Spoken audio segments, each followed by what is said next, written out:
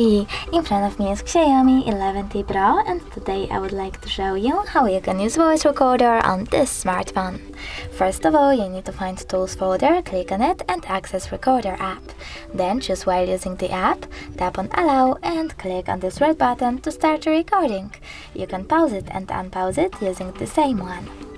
But if you wish to end your recording and save it, you can do that by clicking on this right button, naming it however you wish to, tapping OK, and clicking on the same right button.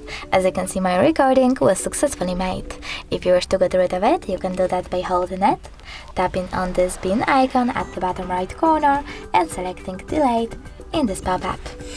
Thanks so much for watching. If you enjoyed this video, smash that like button, comment and definitely subscribe.